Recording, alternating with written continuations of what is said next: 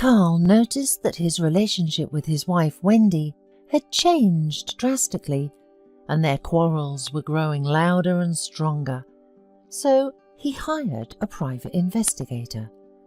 Yes, it wasn't cheap, but he did his job in a highly professional manner, and after 2 days, Carl was already listening to a recording of a conversation between Wendy and her lover.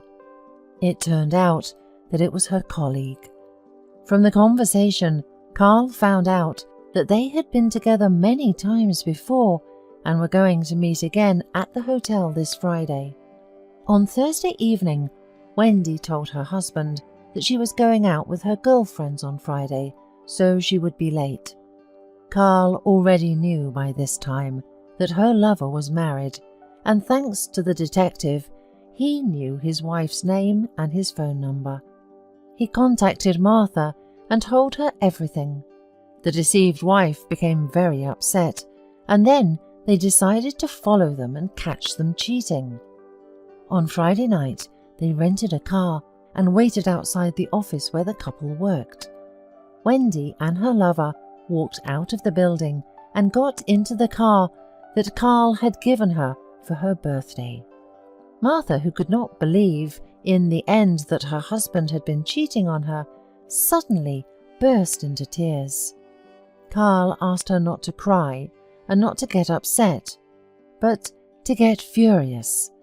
Then he started the engine and drove after the lovers. They arrived at a cheap hotel near the airport.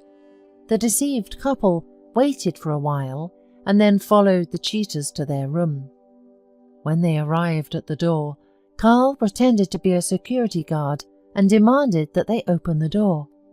A man came out of the room with only a towel around his waist. When he saw his wife behind the stranger's back, his face froze in mute horror. But then Carl, seeing Wendy on the bed under the blanket, became furious and grabbed her lover and dragged him outside, throwing him into a snowdrift. He left him and Martha to deal with each other and returned to the room. Wendy frantically dressed herself, muttering some sort of apology. Carl sat down in a chair and told her that he had videotaped the whole thing and that it was a shame. He immediately called her father and told him everything. Wendy threw herself on her knees, begging for forgiveness, but Carl was so angry that he also called her boss and informed him what his employees were doing in their spare time. Then he called a cab and sent the woman to her sister's house. Meanwhile, he returned home and packed up the woman's belongings, which he took later to her sister's house. A week passed.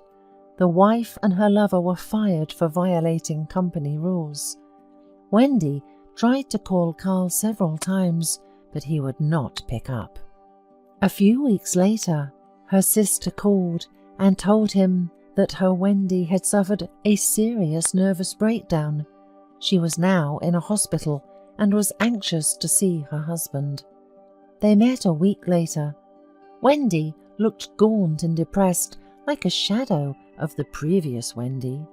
She tried to apologize, but at the same time she blamed her husband for everything. He was the one who allegedly worked too hard and didn't give her enough attention. But Carl was quick to remind her that she herself wanted to live well and not deny herself anything. They were silent for a while, not knowing what to talk about next. Then Carl said he could no longer live with her and wanted a divorce. So Wendy was left with nothing. Her parents were angry at her.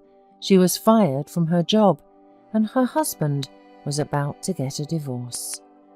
She begged him not to leave her, but Carl wished her luck and left. A month after that awful scene at the hotel, Carl called Martha and invited her to visit. Unexpectedly, she said yes. After dinner and small talk, Carl suddenly said, jokingly, that they should become lovers too. Martha laughed and said she would, but not in that lousy hotel. When Wendy found out, she was hurt, but she knew she deserved it. She was still waiting for Carl to come back, but it was never going to happen.